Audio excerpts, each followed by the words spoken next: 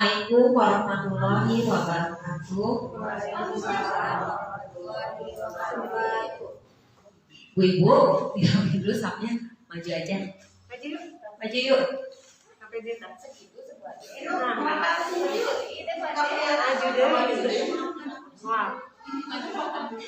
Ya mana bisa jajan sama siapa juga. Kita punya Bu Ade ya di sini. Oh, video atau ini mana? Bu Ade bisa maju sendiri. Alhamdulillah Ustaznya udah datang ya. Sekali lagi ya. Assalamualaikum warahmatullahi wabarakatuh. Waalaikumsalam warahmatullahi wabarakatuh. Alhamdulillahirabbil alamin. Wassalatu wassalamu ala asrofil anbiya'i wal mursalin wa ala alihi washabihi ajmain. Amma ba'du. Segala puji dan syukur kita panjatkan kehadirat Allah Subhanahu wa Ta'ala yang telah memberikan karunia-Nya kepada kita semua berupa nikmat iman, nikmat Islam, dan nikmat sehat. Sehingga kita semua dapat bersilaturahim dalam acara kajian rutin MAB Madrasah Ayah Bunda di hari Jumat yang penuh berkah ini. Shalawat serta salam kita limpahkan dan curahkan kepada suri tauladan kita semua, Baginda Rasulullah Shallallahu Alaihi Wasallam, kepada keluarganya, para sahabatnya, dan pengikutnya yang setia hingga akhir zaman. Semoga kita termasuk di dalamnya yang senantiasa mengharapkan Waalaikumsalam warahmatullahi wabarakatuh. Sekarang kita dibuka dulu ya. Yang mengharapkan syafaat beliau kelak di yaumul akhir. Amin amin ya rabbal alamin. Bunda-bunda semuanya, izinkan saya Putri selaku pembawa acara menyampaikan susunan acara. Yang pertama pembukaan, tadi kita bersama-sama sudah membacakan basmalah. Yang kedua tasmi, tadi kita sudah menyaksikan tasmi dari siswa-siswi Minha kelas 6C. Yang ketiga pengumuman. Yang keempat tausiah, kemudian tanya jawab, doa dan penutup. Mungkin ada pengumuman? Untuk sementara ini tidak ada pengumuman karena Pak Ustadz sudah datang. Maka Bapak waktu dan tempatnya dipersilakan.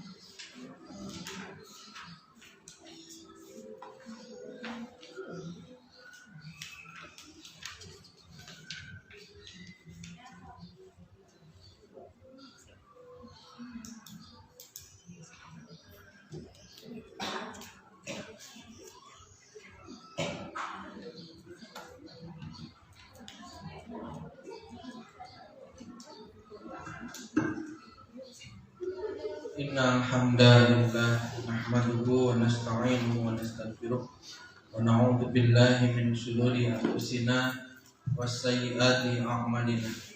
Man yahdihillahu fala mudilla lahu wa man yudlil fala hadiyalah. Asyhadu an la ilaha illallah wahdahu la syarika lah wa asyhadu anna Muhammadan abduhu wa rasuluhul ladzi la nabiyya ba'dah, amma ba'du.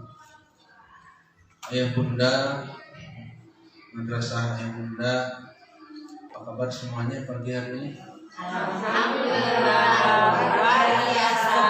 Sama MAB, insya Allah semakin soleh soleha. Allahu Akbar. Alhamdulillah, lumayan. Alhamdulillah. Alhamdulillah, setelah 2 pekan ya kita bertemu kembali pada pagi hari ini. Kita sama-sama meniatkan diri untuk beribadah kepada Allah Subhanahu wa taala. Hadirnya di tempat ini selalu berharap menjadi ibadah ya. Setiap langkahnya Allah Subhanahu wa taala mudahkan kita menuju surga. Rasulullah SAW pernah bersabda, barang siapa memudahkan langkahnya ke majelis ilmu, maka Allah mudahkan langkahnya menuju surga. Oleh karenanya bukan hanya sekedar tertarik dengan ilmu begitu ya, tetapi setiap kita melangkah ke majelis ilmu, maka setiap itu pula Allah Subhanahu wa taala mudahkan kita ke surganya Allah Subhanahu wa taala. Nah, oleh karenanya ayah bunda sekalian, pada kesempatan ini bersyukur bisa bermuajah kembali, bertatap muka kembali di pagi hari ini. Ini mohon maaf dulu sebelumnya, suaranya kedengaran sebenarnya. Kayaknya ruplok ya, mikrofonnya. Nggak tahu baterainya, nggak tahu apa ini, soalnya mati. Cek ya, sambil menunggu operator. Cek nah ya, cek. Baik, insya Allah kita lanjutkan kembali ya. Ini kita kalau saya coba perhatikan di IG-nya MAB ya, saya juga suka buka gitu ya. Kurang lebih sekitar, kalau misalnya dalam satu tayangan kajian itu sekitar kurang lebih 50 tayangan ya.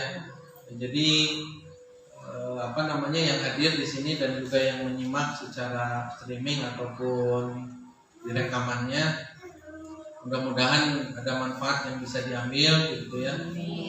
Dan saya yakin bagi yang hadir itu tentu saja keutamaannya memiliki keutamaan lebih ketimbang dari yang sekedar live ya di IG.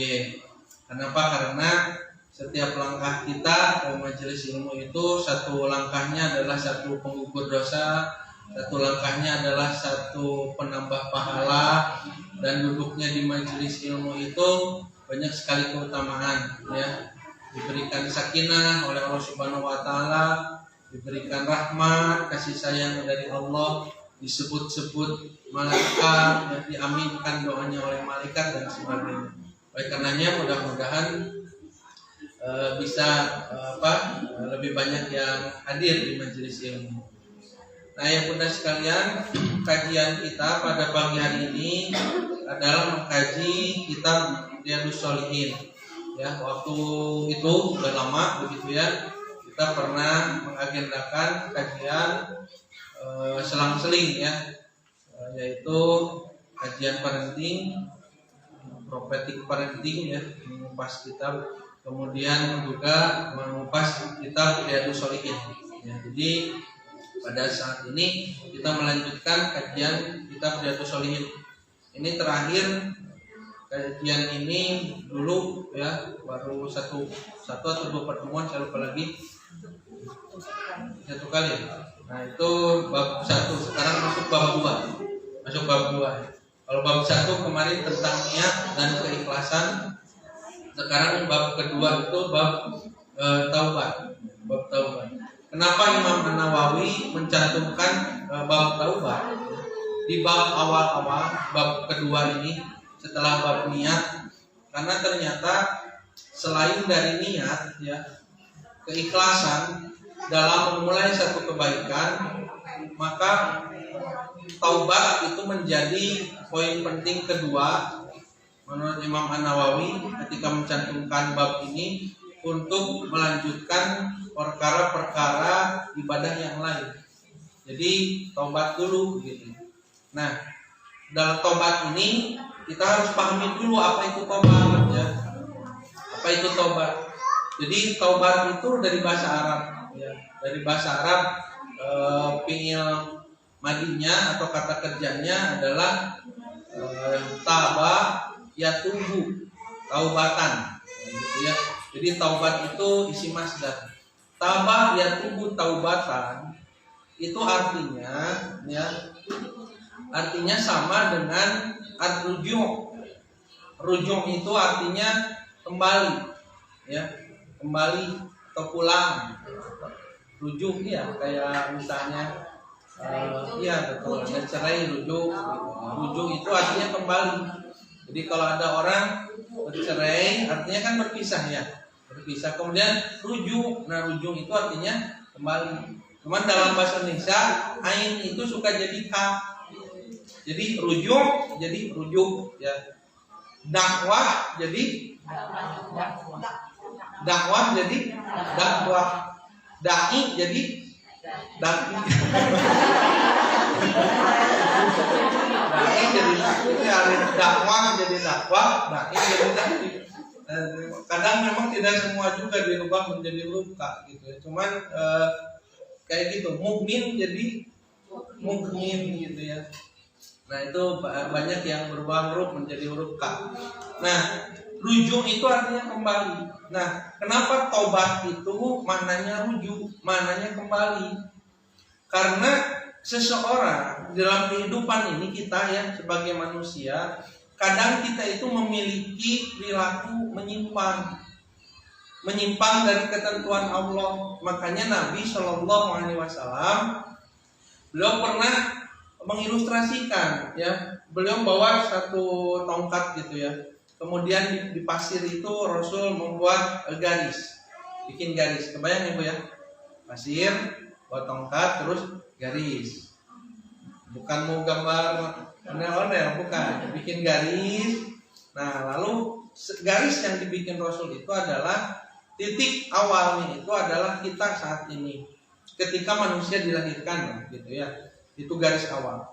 Terus ditarik garis ya sampai ke ujung. Nah, sampai ke ujung itu maksudnya adalah tujuan manusia, yaitu mendapatkan kebahagiaan di akhirat, ya, surga.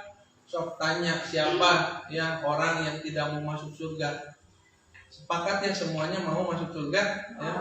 Mau masuk surga. Bahkan orang yang tidak percaya hari akhir saja gitu ya, mereka dalam dirinya ada sebuah tanda tanya besar dan harapan. Kalaupun kata mereka ya, ada kan orang ateis di Amerika itu Bu, ada sebuah taman, saya lupa lagi namanya taman apa gitu ya. Di taman itu banyak orang beragama beda-beda, agama Islam ada, agama Katolik ada, agama Kristen, berbagai macam agama termasuk ateis, orang yang tidak percaya agama itu kumpul di satu taman. Mun di urang mah ayeuna di mananya ada taman di sini tempat ngumpul Tegalega misalnya, atau apa di Cilangi itu ada taman lansia ya. Nah, kumpul di tempatnya mirip kayak gitu, banyak pohon rindang, ada tempat duduk. Orang itu sengaja datang ke sana ya. Ya mereka itu, apalagi namanya tempatnya itu di YouTube banyak tuh. Itu yang dilakukan apa? Yang dilakukan oleh mereka adalah berdiskusi, dialog tentang ketuhanan, dialog tentang keberagamaan, masing-masing berargumen tentang apa namanya, tentang keyakinan yang dimiliki, termasuk orang-orang ateis. Nah, saya pernah temukan ada orang ateis begini, dia itu dia tidak percaya adanya Tuhan, tidak percaya dengan hari akhir, bahwa manusia itu kalau mati sudah mati. Tapi dia merasakannya dalam benaknya, namanya manusia itu gitu, membayangkan bahwa gimana kalau ternyata memang benar ada kehidupan setelah kematian. Dan ketika ditanya apa harapannya, ya harapannya mendapatkan kebahagiaan setelah kematian. Makanya yang dilakukan oleh orang-orang itu apa? Kebaikan. Coba ayah bunda sekalian ya, tidak sedikit orang yang ateis, tidak percaya Tuhan gitu ya, tapi dari segi sosial dia itu sangat care, sangat peduli begitu ya. Ada bencana, ada apa, ikut membantu, ikut bencana kemanusiaan, ikut membantu dan sebagainya. Nah, kenapa punya harapan begitu, punya harapan? Apalagi kita yang beragama, apalagi kita yang mengaku seorang muslim, maka harapan terbesar kita setelah kehidupan dunia ini adalah mendapatkan surga gitu. mendapatkan surga. Nah, makanya dari garis yang ditarik oleh Nabi, garis lurus gitu ya, dari tempat berawalnya kita saat ini di dunia sampai ke garis yang ujung itu surganya Allah Subhanahu wa taala. Tapi apa yang terjadi? Kemudian Nabi membuat garis di samping garis itu ya. Jadi siga non teh tulang ikan ya. Kan lurus. Nah, ke sampingnya ada tulang-tulang itu. Nah, ke samping Nabi itu bikin garis kayak gitu, kanan kiri garis. Nah, sahabat bertanya, Rasul itu garis apa? Garis lurus tapi di sampingnya ada garis-garis ke pinggir. Garis apa itu? Itu adalah pintu-pintu setan, kata Nabi. Di mana setan berada di setiap perjalanan hidup manusia, gitu ya. Setiap langkahnya, lalu dibukakan oleh setan pintu-pintu itu, ditampakkan kepadanya sesuatu yang indah-indah, sesuatu yang menarik, ya, sesuatu menarik. Makanya kenapa Bung Haji Roma Irama, kenapa yang enak-enak perangkap setan itu kan begitu ya.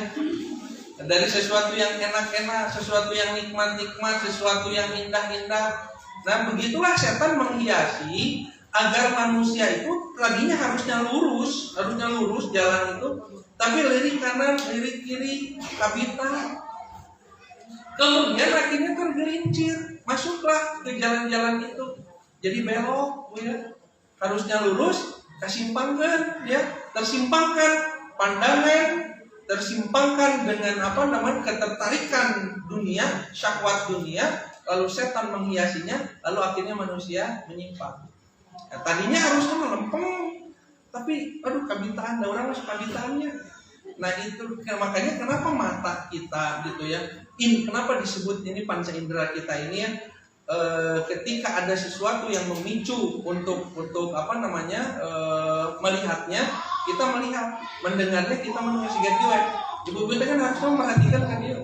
Ayo mau gubrak di telepon langsung merhatikan. Ya. Ada apa teh langsung karena dia penasaran. Terus gitu teh ditinggalin gitu ya. Lihat. Kan yang terdengar juga begitu ya. Nah, jadi manusia itu suka tersimpangkan. Makanya nanti setan akan menghiasi sesuatu itu dari pandangan, dari penciuman gitu ya, dari pendengaran. Nanti kau pengen ngobrol, saya punya di toel itu teh ngobrol. Ke pengajian kira ngobrol gitu ya. Tapi di dia mau mual, nah dah kataringan gitu ya. Biasanya kalau pengajian yang banyak tuh nyempor dari juru gitu ya. Nah makanya saya suka sarankan ibu-ibu kalau pengajian jangan sama teman akrab. Harus ngobrol jadi gimana kamu gini ya terus gitu kan, panjang ustaz ngobrol gitu ya. Nah pada akhirnya ngobrol nanti positif apa. Nah setan itu masuk, lalu setan membisikkan, mulailah apa tuh gitu, lalu sudah ada kata-kata apa tuh apa itu blog gitu nyambung kayak gitu ya. Nah kayak gitu. Nah itu penyimpangan. Nah dalam kehidupan ketika kita disimpangkan, maka ada orang yang ketika disimpangkan kemudian pergi teramat jauh. Jadi jauh dari jalan Allah itu jauh, kemana itu begitu ya. Nah mungkin suatu saat yang benar sekalian ya, dalam kehidupan ini mungkin gitu ya, kita pernah merasakan kondisi yang seperti ini. Di mana saat kita itu merasa jauh dari Allah Subhanahu wa taala. Merasa inilah yang gampang ya, merasa jauh dari Allah begini. Salat tidak khusyuk, nah itu ciri bahwa kita itu sedang jauh dari Allah. Kalau salat itu susah khusyuknya, ya susah sekali khusyuknya. Dari mulai takbir sampai salam itu susah untuk munajat. Ya, munajat itu begini, Bu. Rasul pernah ditanya oleh sahabatnya, "Ya Rasulullah, aqribun rabbuna fa'unajihi, amba'idun fa'unadihi." Ya Rasulullah, Allah itu dekat atau jauh? Kalau Allah dekat, fa'unajihi, maka aku akan bermunajat. Bermunajat itu berbisik saja kepada Allah. berbisik ya, khifatan wa tadru'an dengan penuh kerendahan gitu ya. Nah itu khusyuk ya. Nah, atau Allah itu jauh sampai aku harus berteriak begitu. Kalau Allah jauh dari langit, aku akan berteriak ya Allah begitu ya. Nabi menjawab di dalam Al-Qur'an bahwa Allah menyampaikan wa idza sa'alaka ibadi anni fa inni qaribun ujibu da'watad da'i idza da'ani. Jika hamba-Ku bertanya kepadamu Muhammad tentang aku, tentang Allah, sampaikanlah bahwa sesungguhnya aku ini adalah dekat. Aku akan mengijabah doa orang yang berdoa kepadaku. Jadi dekat. Tapi coba Bu, bagaimana ya? Kalau saat ini kita sholat, lalu kemudian sulit khusyuk, sulit munajat, minta kepada Allah itu sulit gitu ya. Kamana karep we gitu ya. Pikiran kita pada saat sholat itu kemana saja begitu. Kita hanya pada situ sholat itu karena memang dalam keadaan kita merasa sholat itu wajib. Sehingga karena sholat wajib merasa punya beban kalau belum sholat. Pas begitu sholat sudah lepas beban. Tapi apa arti dari sholat itu? Kapan munajat kepada Allah? Kapan dekat kepada Allah? Apa doa yang dipanjatkan pada saat itu? Itu ciri di saat seseorang itu sedang jauh dari Allah Subhanahu wa taala.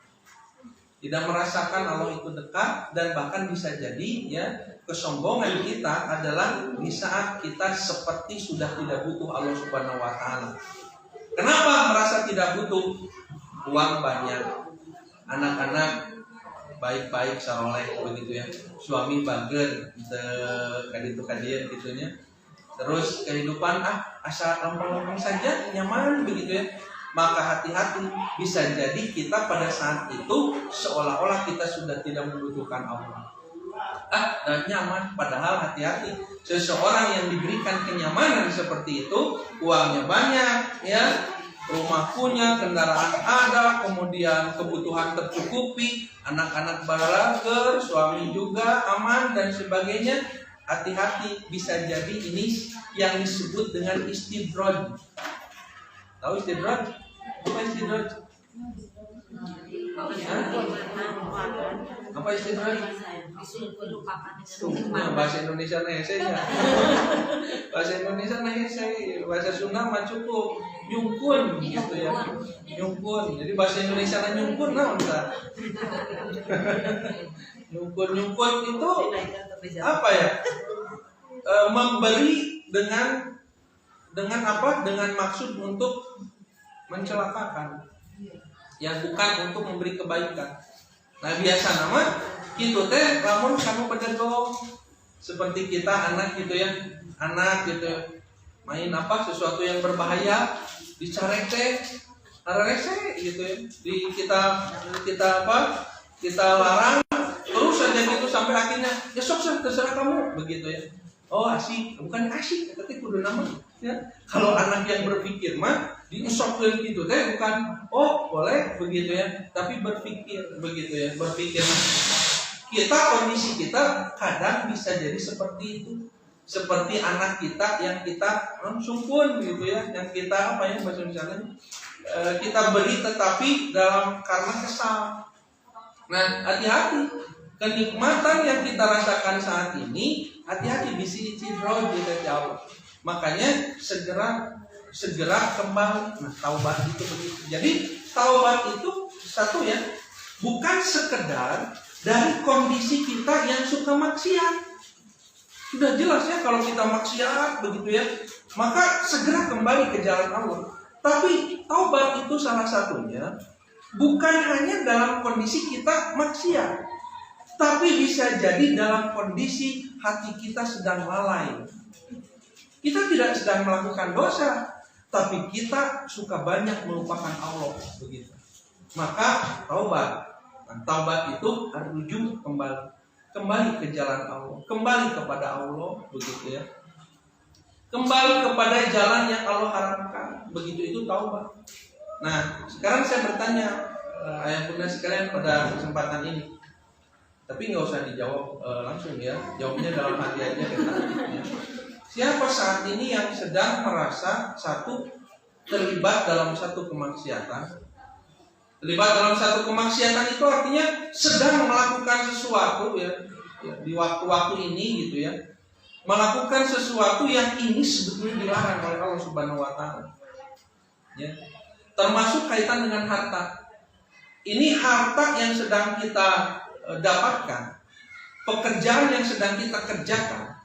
Ini hati nyaman enggak? Kalau hati kita tidak nyaman dalam pekerjaan ini karena kita tahu bahwa pekerjaan ini memiliki unsur-unsur yang dilarang oleh Allah, ada unsur haramnya, ada unsur goror, ada unsur gulul gitu ya, unsur-unsur yang tidak diperbolehkan. Maka kita sedang ada dalam kondisi maksiat. Atau melakukan sesuatu yang Allah itu tidak suka pekerjaan ini. Ya. Misalnya punten ya, ada orang berselingkuh ya. Apakah itu suami atau istri? Saya yakin namanya orang berselingkuh. Saya yakin bahwa orang itu dia sadar dia sedang melakukan sesuatu yang salah.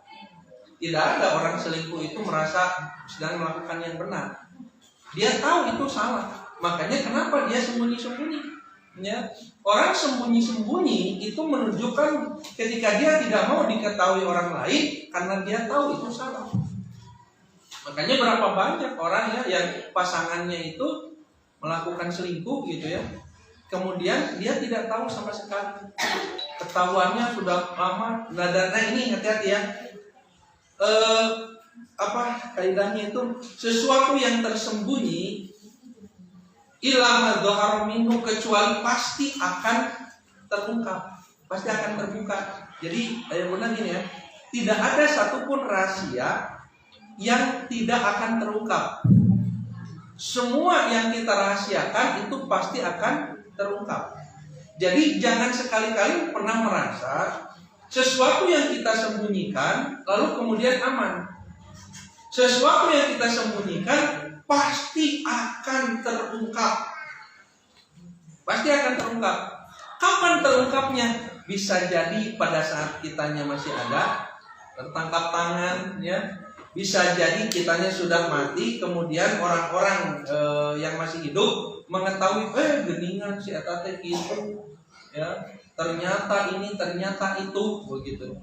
Atau bisa jadi, kalaupun tertutup di dunia, di akhirat pasti akan dibuka. Jadi nggak akan ada rahasia yang tertutup.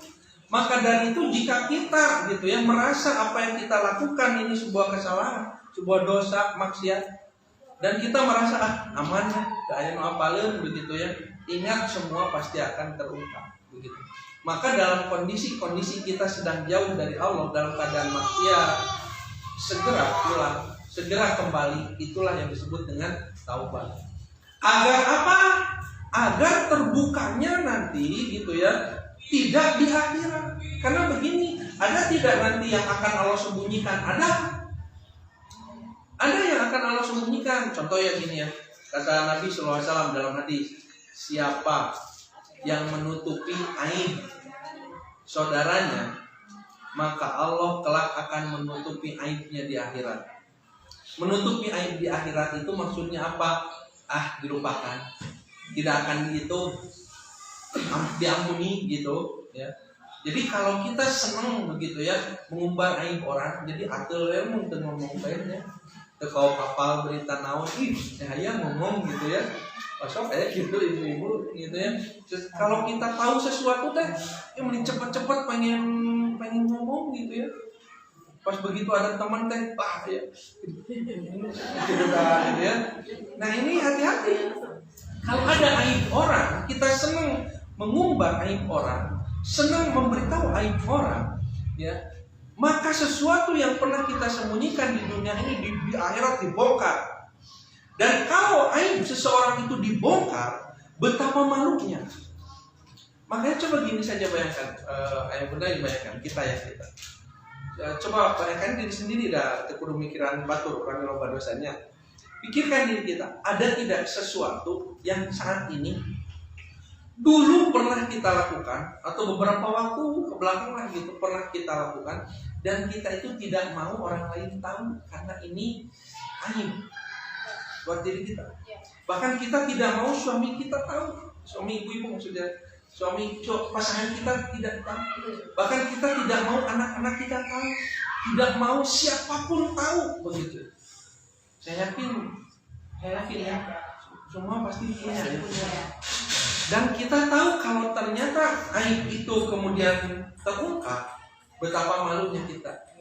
Dan saya yakin kita tidak akan berani ya bertatap muka dengan orang lain. Itulah aib.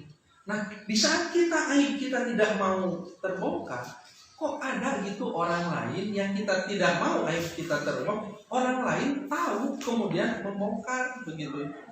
Maka betapa tidak sukanya kita kan begitu ya.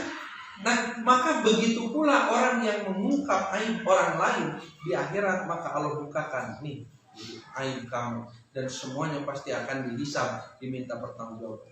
Makanya sudahlah jaga lisan tuh ya. Tong penasaran yang ngomong gitu ya. Dan jangan terlalu penasaran pengen tahu kalau kira-kira itu tidak akan jadi manfaat. Kalau kira-kira nggak akan bermanfaat, nggak perlu tahu lah. Dan sok kapancing. Kalau sudah tahu, ingin tahu, sudah tahu, lalu ingin memberi tahu gitu. Itu mah rumusnya kayak gitu. Nah, maka dari itu tahan saja tahan. Belajar menahan untuk tidak tahu ya sesuatu yang kira-kira tidak perlu tahu. Kecuali memang perlu tahu. Perlu tahu itu untuk apa? Perlu tahu itu untuk menjadikan ini sebuah ibrah gitu ya. Kalau itu ada masalah orang ini penasaran gitu ya, pengen tahu, nggak usah. Kenapa? Kosong penasaran juga kita ingin memberitahu. Cukup begitu ya. Nah, nanti Allah tutup aib-aib kita di akhirat. Ditutup aib kita, bukan sekedar tidak diberitahukan kepada orang lain, tapi dilupakan. Dihapuslah, sudah kata Allah. Nah, gitu ya. Nah, makanya sekali lagi, ketika kita diberikan oleh Nabi sebuah ilustrasi garis lurus sampai surga, lalu kita menyimpang ke sana kemari dalam bentuk maksiat atau dalam bentuk kelalaian dalam hidup ya, tidak ingat Allah gitu ya. Yang diingat itu hanyalah kita saja gitu ya. Semua yang didapatkan itu seolah-olah hasil jerih payah kita, seolah-olah ini yang menang kita pokoknya mah hilang Allah di situ gitu ya. Maka apa? Taubat. Kembali, rujuk kembali. Nah, kita diperintahkan untuk kembali kepada Allah Subhanahu wa taala. Nah, itu satu ya arti dari taubat dan kenapa kita harus bertaubat begitu. Nah, kemudian di sini kita akan coba ungkap gitu ya di kitab Riyadhus Shalihin ini. Yang pertama, apa keutamaan bertaubat? Ya, keutamaan bertobat itu ternyata bukan sekedar selamat akhirat, bisa jadi selamat dunia. Nah, makanya silakan dibuka Al-Quran saja lah, boleh di Al-Quran kalau yang tidak punya kitabnya. Jadi saya sarankan ya Bunda sekalian punya kitabnya ya, ada di ya, kalau ada ya alhamdulillah ya. Punya kitabnya walaupun kieu tinggal gitu sabaraha ratus bab ini ketulis kieu, walaupun tidak terkejar dikaji sama kita gitu ya. Minimal setidaknya satu bisa baca sendiri atau ada kajian di tempat lain, atau saya itu suka dinasihati oleh guru dan sok beli kitab majang gitu dulu sama almarhum guru saya. Sampai beliau juga kan kitabnya itu bukan selemari itu seruangan ini perpustakaan kitab-kitab. Saya pernah tanya, Ustaz, dia teh kabaca sadayana teh kitab teh yang teu atuh cenah moal kabaca sabaraha ribu kitab gitu. Tapi nya sugan we kabaca ku anak atau ku incu gitu ya. Bisa aja nah kita mewariskan ilmu begitu, mewariskan ilmu. Jadi nggak ada salahnya. Ini berapa kemarin beli berapa buku ini? Ada yang kemarin berapa beli buku ini? 100 ada? Di aplikasinya Pak. Di aplikasi ada, ya cuman ada kelemahan di aplikasi itu. Saya juga punya aplikasinya, tapi satu ya di aplikasi itu biasanya tidak lengkap tidak lengkap semua dimasukkan. Yang kedua, suka banyak gangguan. Sok maca Quran, maca buku di apa emang kan maca aja. Ada notifikasi itu nih. Jadi baca penasaran. Ari rek dibaca ieu Udah dibaca dibalas. ieu kumaha gitu ya banyak. Nah gitulah ya silakanlah sama ibu-ibu. Atau saya jelaskan gitu ya. Nah di buku ini dimuat oleh Imam An-Nawawi satu ayat ya surah Nuh. Surah Nuh. Surah Nuh itu surah ke berapa? 71 ya, 71. 70 Al-Ma'arij 71. Ya betul 71 ya. Surah ke-71 surah Nuh ayat 10. Ayat 10. Tapi coba dibuka ayat 9-nya coba. Kalau tidak salah di ayat 9-nya ada sesuatu yang menarik nih. Kalau di Imam An-Nawawi beliau memuatnya ayat 10 langsung ya. Kalau di ayat 9-nya Allah Subhanahu wa taala menyampaikan summa inni a'lantu lahum wa astartu lahum israr. Nah, ini menarik gini. Ini tentang Nabi Nuh ya, tentang Nabi Nuh.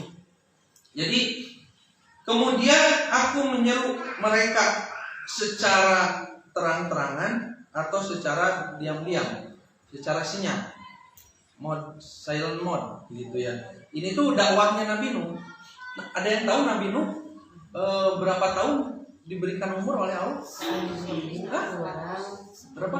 1000 kurang 10 tahun. Nah, biasa kirang lah kayak 950 tahun. Jelas. Ya, nanti baca kisah Nabi Nuh ya. Umurnya itu 950 tahun. Jadi beliau itu berdakwah sangat lama sekali. Dakwah beliau sangat lama sekali. Jadi, nah dalam dakwah beliau, di saat beliau menyampaikan sesuatu, yang pertama beliau sampaikan itu di ayat 10-nya ada. Dakwah terang-terangan. Nabi Nuh itu menyampaikan faqul tustaghfiru rabbakum innahu kana ghaffar. Apa kata Nabi Nuh? Maka aku, kata Nabi Nuh, berkata kepada mereka. Siapa mereka? Kaumnya, kaum Nabi Nuh ya. Jadi dakwah kepada kaumnya apa?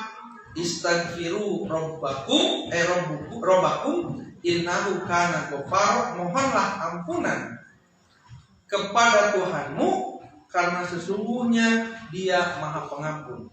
Nah, salah satu dari bentuk taubat itu ya, salah satu bentuk kembali kepada Allah, kepada jalan Allah adalah dengan cara istighfar.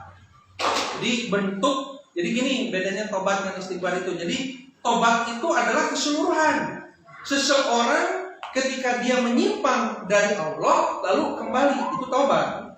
Salah satu cara tobat itu adalah beristighfar, minta ampun. Karena nanti selain istighfar, kesananya apa? Selain minta ampun, memperbaiki amal kan gitu ya. Nah, istighfar itu pintu pertamanya. Maka beristighfarlah. Jadi kalau kita merasa saat ini bunda ya, dalam keadaan sedang menyimpang dari jalan Allah, sedang melakukan satu kemaksiatan, atau ya jauh dari maksiat, insya Allah alhamdulillah lah ya, ibu-ibu mah yang bunda saya bunda mah jauh dari maksiat insya Allah. Amin. Tapi bisa jadi sedang banyak lalai hatinya kepada Allah.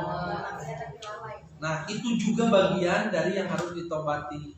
Maka beristighfar. Apa kata Nabi Nuh? Istighfar, meminta ampunlah kepada Tuhanmu karena sesungguhnya Dia Maha Pengampun. Nah, jadi jangan pernah merasa dalam diri kita ini banyak dosa, banyak kesalahan, terus merasa tidak akan diampuni oleh Allah. Ya. Nanti di kitab ini dimuat ya hadis-hadis berkaitan dengan orang-orang yang merasa ini saya bakal diampuni tidak ya, sudah banyak dosa seperti ini. Allah pasti Maha Pengampun. Nah, lalu apa keutamaan selanjutnya? Di ayat 11-nya kamu ke di kitab ini cuma ayat 10 yang dimuat. Di ayat 11-nya apa? Barang siapa orang yang beristighfar, memperbanyak istighfar kepada Allah, minta ampun, yursilis sama'a alaikum midrar. niscaya Allah turunkan kepadanya hujan, ya, hujan yang lebat, tapi hujan yang tidak akan membahayakan. Hari hujan bahaya tuh, Bu? Hujan itu nggak ada yang bahaya. Hujan itu rahmat dari Allah. Tapi kenapa itu banjir? Banjir bukan karena hujan. Banjir itu bukan karena hujan, tapi karena kita ya berbuat kerusakan di dunia, sehingga air hujan itu kan memang punya prinsip apa namanya? Air itu kan mencari tempat yang lebih rendah karena gravitasi.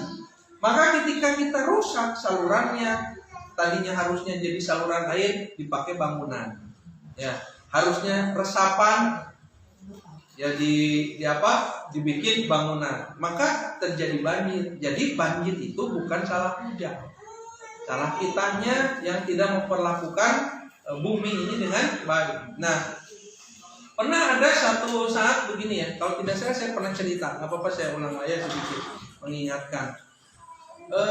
Imam Hasan al-Basri ya. Beliau ini adalah seorang ulama di kalangan tabi'in setelah sahabat. Ulama luar biasa, Bu. Sekali pengajian beliau itu didatangi oleh ratusan ribu orang. Di masa itu belum ada mikrofon, belum ada YouTube. Ya. Didatangi, dan biasanya ulama zaman dulu kalau pengajian itu beda dengan ulama zaman sekarang. Kalau zaman dulu itu ulama kalau mau menyampaikan ilmu, beliau cukup duduk di tempatnya sendiri karena punya majelis. Beliau itu duduk di tempatnya sendiri, di masjid yang dibangun mungkin di tempatnya besar, orang-orang itu berdatangan ke sana. Jadi tidak ada ulama zaman dulu itu diundang gitu ya, sehingga ustadz ayeuna gitu ya. Ibu-ibu itu atau misalnya jamaah di kita sekarang umat itu sebetulnya terlalu dimudahkan. Bisa ngundang ustaz ke ditu ka dieu nya. Jadi nu capena teh ustaz sampai ka ditu ka dieu disungkeun nepi ka isya ku geulingan gitu ya. Dan dulu itu mah kayak gitu. Jadi ulama itu duduk di majelisnya, maka orang dari berbagai penjuru itu datang, dari luar kota, dari mana-mana datang. Imam Hasan al-Basri didatangi begitu. Nah, orang-orang itu menerima ilmu dan juga suka bertanya. Salah satu pertanyaan atau keluhan dari orang-orang pada saat itu, wahai Imam al-Basri, katanya ya, bahwa di daerah kami ini, di daerah jauh begitu ya, kekeringan, lama tak turun hujan. Kira-kira apa yang harus kami lakukan agar turun hujan? Jadi tidak kesulitan air. Ada yang di kompleknya atau di rumahnya kesulitan air ada? Ya, kalau misalnya ada yang kesulitan air gitu ya. Nah, jawaban Imam Hasan al-Basri apa? Kata beliau, istighfar banyak, engkau dan umatmu beristighfar kepada Allah. Perbanyak istighfar. Sudah saja, oh iya. Nah, ternyata di majelis berikutnya ada orang bertanya lagi. Wahai Imam al-Basri, kata orang itu, ini saya mengalami kesulitan harta gitu ya. Kami kesulitan ekonomi, pekerjaan sulit, usaha ngedrop dan sebagainya. Apa yang harus kami lakukan? Apa tipsnya? Apakah harus mencari dukun begitu ya? Dukun palsu gitu kan? Ada dukun palsu, ada dukun asli berarti.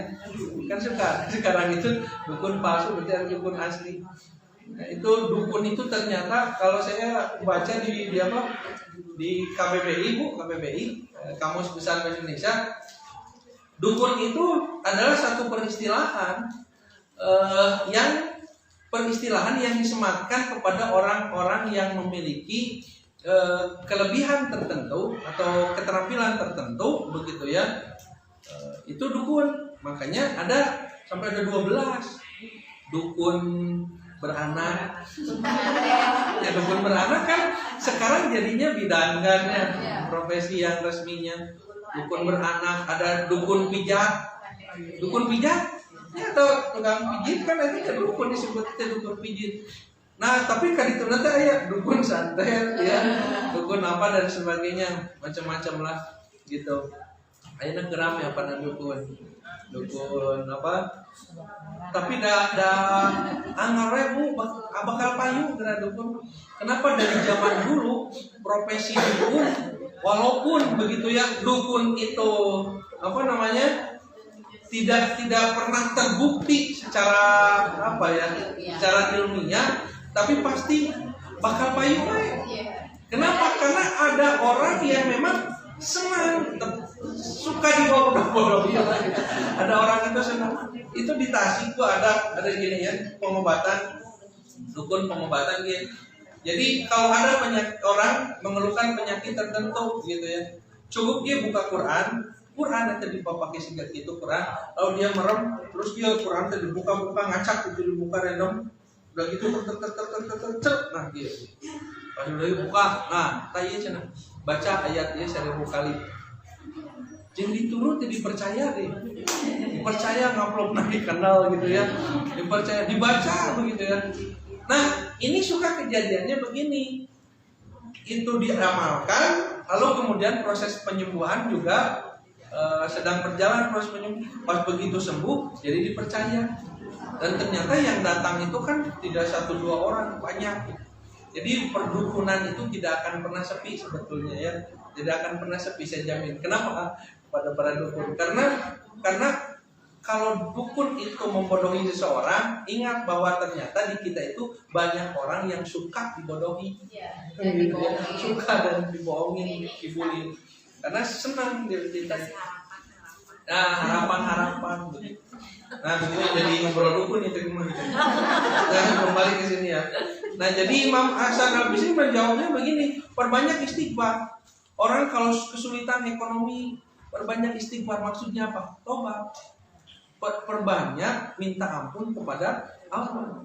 Kenapa? Bisa jadi ya anugerah dari Allah, karunia dari Allah kepada seseorang itu terhalang oleh dosa-dosa yang sedang dilakukan. Jadi terhalang. Rizki rada bisa jadi terhalang karena dosa.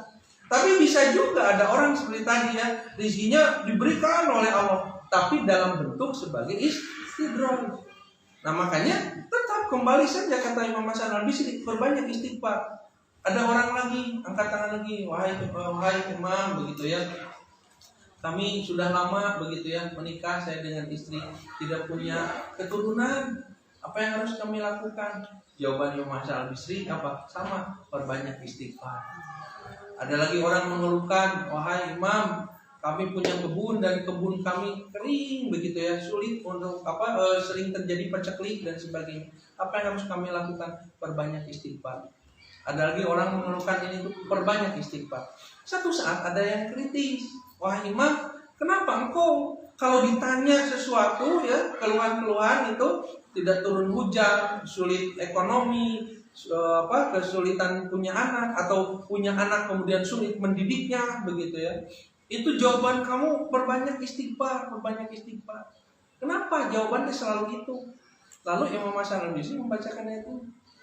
Baca kata Imam Al-Bisri, ini bukan kata saya. Baca di Al-Quran, dibacakan surah Nuh. Faqul tustaghfiru rabbakum innahu kana ghaffar. Ini nasihat Nabi Nuh.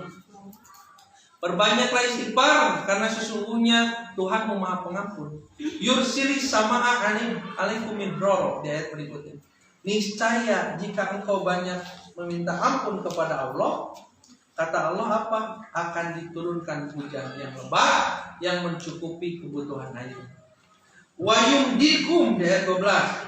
Wa yumdikum bi amwalin, dan Allah akan mencukupkan harta. Cukupkan harta itu ya, tidak serba kekurangan begitu ya, dicukupkan oleh Allah Subhanahu wa taala. Wa banina, dan diberikan oleh Allah keturunan ya, anak-anak. Jadi kalau saya suka ada yang Ustaz, ini gimana ya, kami belum punya keturunan juga gitu, sudah 5 tahun, bahkan ada yang 12 tahun dan sebagainya. Pertama, yakini bahwa keturunan atau anak itu adalah bagian dari qada dan qadarnya Allah Subhanahu wa taala ya, qada dan qadarnya Allah. Nah, Qada dan qadarnya Allah itu ya sudah Allah tetapkan keturunan bagi seseorang punya atau tidak. Nah, tapi apakah ketika seseorang itu sulit punya anak kemudian tidak mungkin punya anak? Nah, itu yang disebut dengan qadar Allah itu kemudian bisa berubah, itu begitu maksudnya. Sampai seseorang yang hampir mustahil punya anak itu Allah tunjukkan di dalam Al-Quran dia bisa punya anak. Nabi Zakaria sudah tua, istrinya pun sudah menopause, sudah tua, tidak punya anak juga. Tapi kalau Allah berikan dia keturunan, maka pun fayakun, jadi.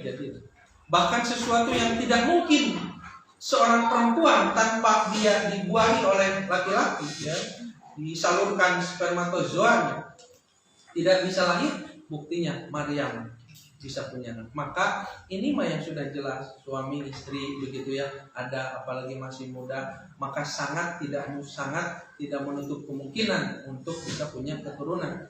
Maka kan butuh ikhtiar. Maka ikhtiar itu ada dua yang dilakukan. Satu, ikhtiar secara medis, ya. Dua, ikhtiar secara ruhiyah. Nah, ikhtiar secara medis ya konsultasi sampai nanti ketemu solusi-solusinya. Ikhtiar secara rohaninya apa? Salah satunya adalah perbanyak istighfar. Perbanyak ini dari Allah Subhanahu wa taala. Wa yumditkum bi amwalin wa banina, begitu ya. Allah berikan kepadamu harta dan juga keturunan. Nah, termasuk orang yang sudah punya keturunan, sudah punya anak, memiliki kesulitan di dalam mendidik anak, seperti yang kita rasakan begitu ya, banyak menghela nafas gitu ya, aduh begitu ya gitu. Nah, memang begitu. Jadi tadi kita itu pengen punya anak, sudah diberikan anak, nah itu kalau kita buka anak teh gitu kayak begitu. Nah, maka apa ya, kembali banyak istighfar. Bisa jadi kesulitan yang kita rasakan itu dari dosa yang kita lakukan, maka istighfar begitu. Nah, di terakhirnya wa yumditkum bi amwalin wa banin wa yaj'al lakum jannatin, dan Allah adakan untukmu jannat, kebun-kebun. Nah, jannat di sini maknanya bisa jadi bukan sekedar kebun, tetapi kebun itu sesuatu yang kita anggap adalah sesuatu yang bisa dinikmati. Jadi kenikmatan. Jadi kalau kita sulit menikmati hidup, perbanyak istighfar. Nah, kenapa? Karena ada orang yang sebetulnya dia bukan tidak bisa bahagia, tapi yang membuat dia tidak bahagia adalah dia tidak bisa menikmati karunia Allah. Jadi apa-apa teh ngeluh gitu ya. Dikasih satu ngeluh, udah pengen dua. Dikasih dua ngeluh, udah pengen tiga. Ngeluh, orang yang banyak mengeluh saya yakin tidak akan menikmati yang namanya hidup. Jadi kalau menikmati hidup mah apa yang ada nikmati. Ibu punya suami yang sekarang begitu ya, nikmati suami ibu. Yang banyak mengeluh, udah namanya orang itu, pasangan itu pasti ada kekurangannya. Jangan dibayangkan kelebihannya unggul begitu ya. Sampai ada orang begini ya, baru dia baik itu jadi baik itu kalau dia mendapatkan kebaikan. Sesungguhnya orang yang baik yang sebenarnya, baik dia mendapatkan kebaikan ataupun keburukan, dia tetap baik. Ada istri yang baik ke suami itu kalau suaminya baik ke dia. Kalau ngasih uang banyak gitu ya, ngasih banyak, tapi kalau tidak maka tidak. Nah, nggak begitu gitu. Orang yang baik itu mendapatkan sesuatu yang baik ataupun yang kurang baik, dia tetap menjadi orang yang baik, menjadi taat kepada suami begitu ya. Seorang istri itu ketaatan kepada suami itu yang menjadi tolak ukurnya. Makanya suami itu adalah surga dan nerakanya seorang istri. Makanya ibu-ibu harus banyak belajar tentang bagaimana berbakti kepada suami, atau bagaimana menjadikan suami itu adalah jalan surga. Harus banyak belajar. Kenapa? Karena kalau kita tidak banyak belajar, hati-hati dalam kehidupan kita. Ketika masih punya suami, ibu-ibu masih punya suami, itu harus disyukuri luar biasa. Kenapa? Karena jalan surga ada di suami. Maka pelajari bagaimana mendapatkan surga dari suami. Bagaimana Pak Ustadz mendapatkan surga dari suami? Satu, dari segi ketaatan. Dua, dari segi kesabaran. Lihat dua. Ya. taat kepada suami dan sabar atas kondisi suami. Satu saat kan sikap suami tidak menyenangkan. Satu saat membuat kita itu menderita begitu ya. Tapi ingat kata Nabi, barang siapa yang bersabar ya, yang bersabar dari keburukan suaminya, maka baginya surga. Tuh, gitu. Benar. Itu kita nikmati begitu. Seorang suami punya istri, nikmati begitu, nikmati. Punya anak, nikmati punya anak begitu, dengan sekelumit masalah yang dihadapi begitu. Nah, terus yang terakhir apa? Wa yaj'al lakum anharo, dan Allah akan berikan kepada mengadakan sungai-sungai untukmu. Biasanya sungai dirasakan oleh orang Arab dulu itu sesuatu yang indah gitu. Jadi kita mendapatkan keindahan. Nah, itu semua adalah buah atau keutamaan dari yang namanya istighfar atau bertobat kepada Allah Subhanahu wa taala. Begitu ya. Jadi perbanyak istighfar agar mendapatkan karunia dunia dan akhirat. Nah, yang terakhir karena ini waktunya sudah habis ya. Yang terakhir adalah bagaimana caranya begitu ya. Kita bertobat itu, beristighfar itu. Maka di kitab Riyadhus Shalihin ini disebutkan ada 3 gitu ya cara orang bertobat. Satu, yang pertama kata Imam Nawawi, berhenti dari kemaksiatan. Berhenti, jangan diteruskan. Kalau merasa kita sedang melakukan kemaksiatan, berhenti. Yang kedua, menyesal. Menyesal itu berarti tadi kita beristighfar, minta ampun, begitu. Itu menyesal. Nah, yang ketiga, bertekad untuk tidak mengulangi. Walaupun kadang dosa mah kita ulang-ulang ya. Sudah kamu astagfirullah ya Allah, supaya gitu dengerin gitu ya. Tapi ya begitu, kembali lagi. Dan tidak akan ada manusia ya yang ketika melakukan kesalahan lalu dia kembali ya, kemudian lempeng terus sampai mati. Setan itu akan terus mendatangi. Makanya saya kemarin membahas tentang kemerdekaan ya.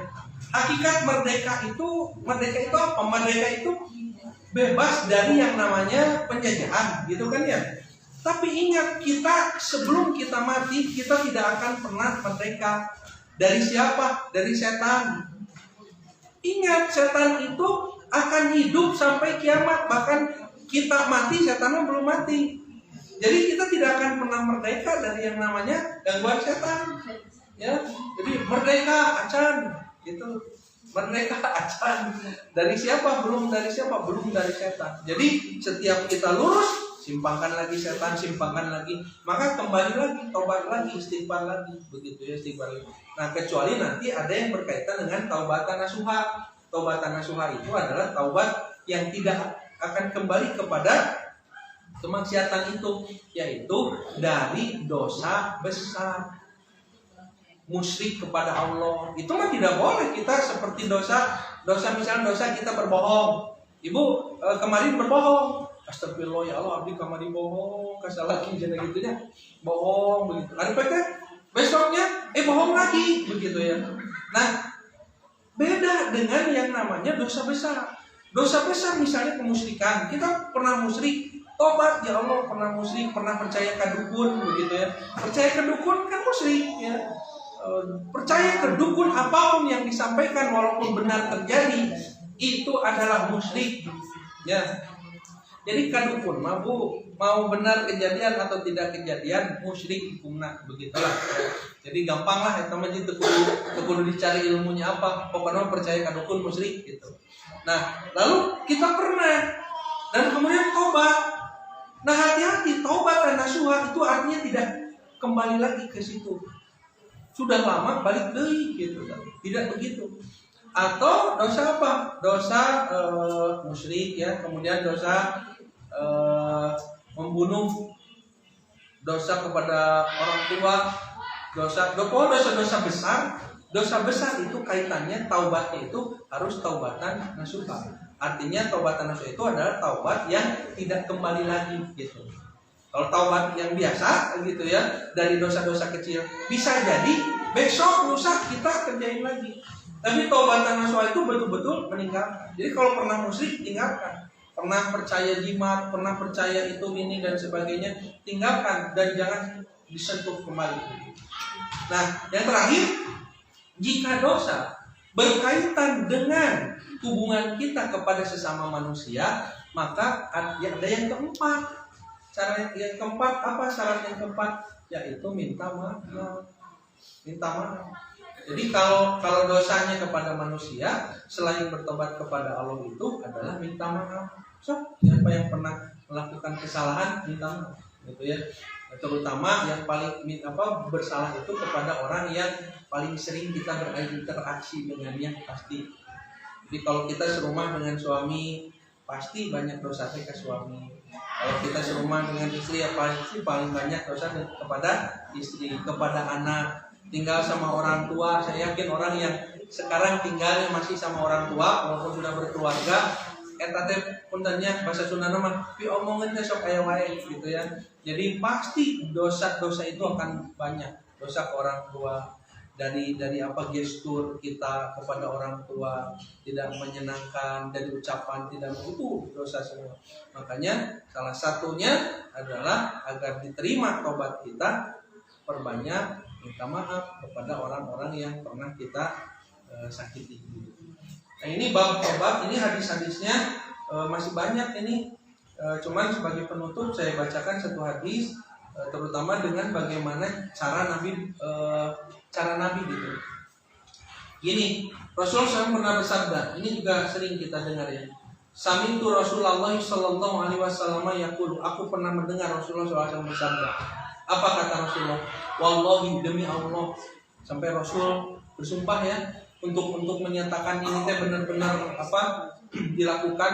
Wallahi, demi Allah, inni la astaghfirullah wa atubu ilaihi. Sesungguhnya aku, kata Nabi, beristighfar kepada Allah dan bertaubat kepadanya. Ini Nabi. Jadi Nabi wae istighfar jeung tobat, kamu urang kudu Nabi. Apa kata Nabi? Fil yaumi, dalam satu hari, aksaro lebih banyak min sab'ina marrotan, dari 70 kali. Nabi setiap hari lebih banyak dari 70 kali, atau 70 kali lebih istighfar. Astagfirullah, astagfirullah, ya Allah ampun, ya Allah taubat, begitu. Nabi yang kita tahu bagaimana akhlak Nabi, bagaimana kehidupan Nabi. Nah, kita yang jauh akhlak kita dari akhlak Nabi, ibadahnya yang jauh dari ibadah seperti Nabi. Saya tanya, berapa kali Bu istighfar setiap hari kita? Halo, berapa kali istighfar kita gitu ya? Kalau Nabi saja lebih dari 70 kali, nah kita berapa kali? Cenah kosong kita pada sholat astagfirullah tilu kan? 15. Lebih dulu hadis nama Bu kepada salam wassalamualaikum. Nabi istighfar 3 kali, salah sama rotin 3 kali. Berarti 3 kali misalnya sholat fardu 5 kali, nya 15 gitu ya. Kan 15 tekor kene 15. Tapi cenah abdi osok seueur istighfar, naon eta sabari nyiwit budak. Astagfirullah gitu ya. Eta mah sanes istighfar. Eta mah hudeg. Jadi istighfar itu istighfiru wa atubu ilaihi, maksudnya adalah istighfar, meminta ampun kepada Allah untuk kembali ke jalan Allah, gitu ya. Jadi betul-betul ya Allah, saya sekarang dalam keadaan lalai, astagfirullah. Jadi yang paling doa Bu ya, ini doa ya. Doa yang paling efektif di saat kita berdoa adalah istighfar. Dengan istighfar sebetulnya ya, dengan istighfar permintaan yang kita yang lain itu tercakup di situ. Itu tadi ya. Butuh air Allah berikan, butuh rezeki Allah berikan, butuh keturunan Allah berikan. Kapusing Allah urai masalah-masalah dengan istighfar. Makanya sebelum membaca doa yang lain itu banyak dulu istighfar gitu ya. Jadi istighfar itu sebetulnya adalah paling efektif ya, doa paling efektif minta kepada Allah karuniakan dunia dan akhirat kita. Nah demikian dulu barangkali yang bisa disampaikan berkaitan dengan bab taubat di kitab Riyadhus Shalihin. Walaupun analisa masih banyak, nanti insya Allah kita sebelum ditutup masih ada waktu. Kalau ada pertanyaan silakan. Ada yang bertanya? Ada ini langsung maju ya Pak Ustaz. Silakan. Enggak. Mau bertanya Pak, kan ada katanya ada sholat taubat itu bagaimana gitu ya. Terus kalau misalkan kita punya kesalahan sama manusia, baik ke orang tua ataupun ke teman, tetangga gitu, apakah harus disebutkan dosa kitanya gitu ke orang tersebut, misalkan aduh Bu maafnya saya kemarin ngegibahin ibu gitu. Atau gimana ya begini kamu ibu gibah apa gitu. Apa sebentar tidak. Terus yang terakhir kan kita tuh pasti pengen ditutupi nanti di akhirat ya Pak ya, ditutupi aib-aib kita gitu. Terus saya itu selalu terus terbayang, selalu keingetan pengen nanti ditutupi, tapi gimana gitu caranya gitu ya, selain menutupi aib orang lain kita juga kan memang nggak bisa nahan nih mulut suka kepo itu ya Pak ya. Nah ada nggak tips yang lain gitu biar yakin nanti teh pokoknya dia berharap gitu nanti pas kita nanti aib yang kita ingin orang lain nggak tahu itu tutupi sama Allah gimana. Ya baik. Insya Allah saya jawab pertama ya berkaitan dengan sholat taubat ya. Sejauh yang saya pahami kaitan dengan sholat taubat itu begini Bu, sebetulnya setiap sholat itu adalah taubat. Jadi kita harus pahami dulu begini ya, setiap sholat itu adalah taubat. Ya, orang yang sholatnya benar gitu ya, itu berarti dia itu sedang taubat kepada Allah. Makanya sebetulnya silahkan cari di hadis. Nabi tidak pernah menyebutkan ada salah satu sholat khusus berkaitan dengan tobat. Jika kamu tobat, sholat 2 rakaat begitu ya, nggak begitu. Tapi setiap sholat itu masih tobat gitu ya. Lalu sholatnya sholat yang benar. Lalu bagaimana kalau misalnya kita bertobat dari satu kemaksiatan, kemudian kita sholat? Nah itu masuk kategori nanti itu ada sholat ya yang pernah Nabi sampaikan itu, yang para ulama menyebut ini sebagai sholat mutlak. Sholat mutlak itu adalah sholat di mana 2 rakaat ya, di mana kita ingin sholat. Makanya ketika selesai wudhu kita sholat, ada yang menyebut itu kan subrul wudhu ya, itu juga disebutnya masuk kategori sholat mutlak ya. Sholat ya tadi misalnya tuh saya ini merasa jauh dari Allah, pengen sholat, can waktunya sholat wahor, sholat 2 rakaat itu namanya sholat mutlak. Nah gitu ya. Nah sholat mutlak ini yang sebagian kaum muslimin menyebutnya disebut juga sholat taubat begitu ya.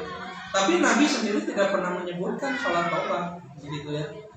Jadi kalau kita ingin taubat begitu ya, ya taubat saja. Bagaimana mau sholat? Silahkan sholat tanpa harus menyebut ini sholat taubat begitu ya. Nah, sholat saja. Kenapa? Karena setiap sholat itu yang dilakukan dengan benar itu pasti isinya adalah taubat gitu ya. Gitu. Jadi tidak ada kekhususan sebetulnya. Kalau taubat itu harus sholat taubat, tidak mesti.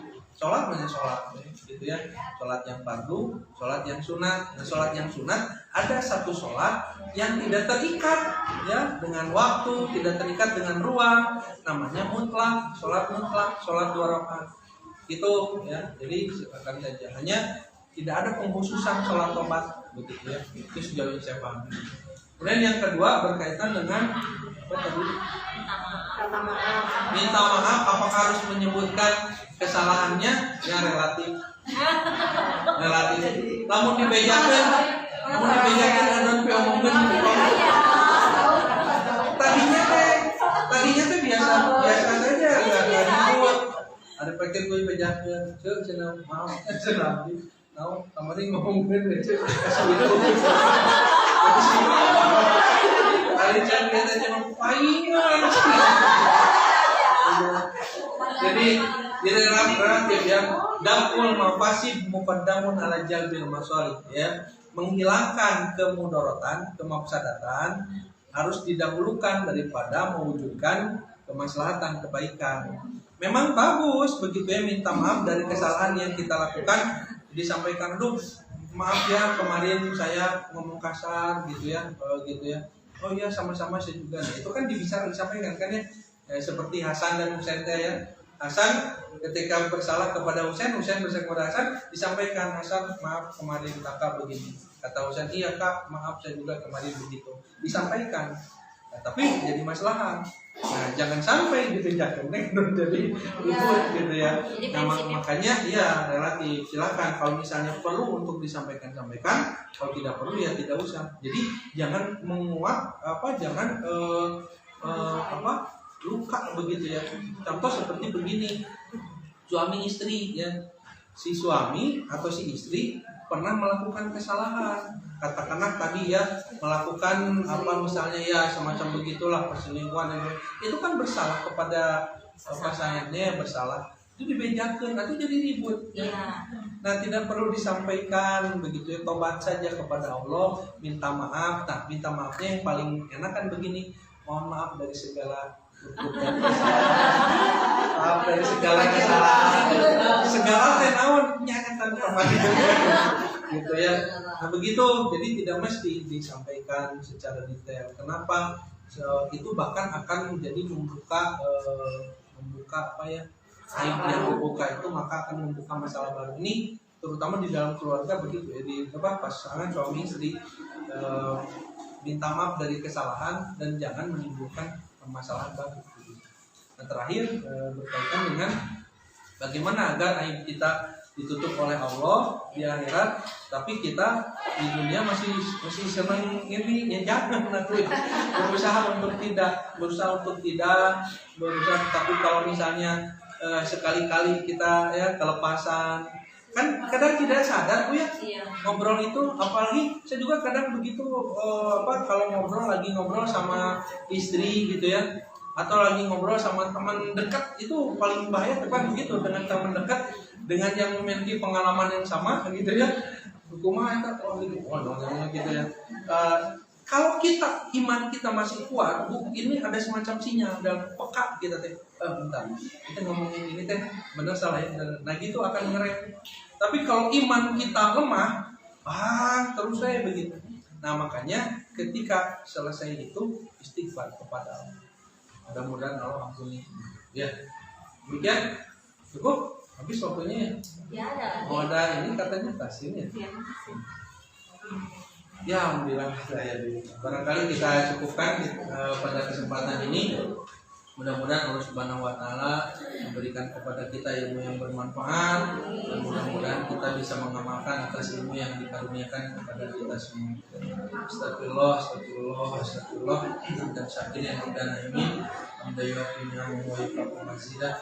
Rabbana wal arhamu kami yang bagi di jalan yang karim Muhammad sallallahu. Rabbana la tuzigh qulubana Andai tanah hablana min ladunka rahmah innaka antal wahhab. Rabbana zalamna anfusana wa illam taghfir lana wa tarhamna lanakunanna minal khasirin. Astagfirullahalazim. Aku qouli hadza astaghfirullah li wa lakum. Assalamualaikum warahmatullahi wabarakatuh.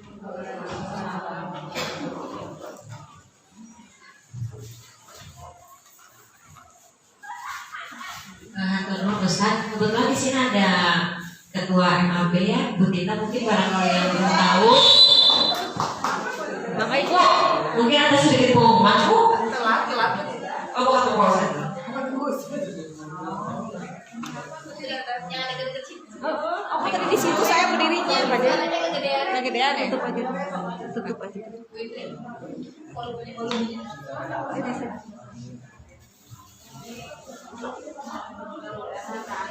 Alhamdulillah, acara kajian ini telah selesai dilaksanakan.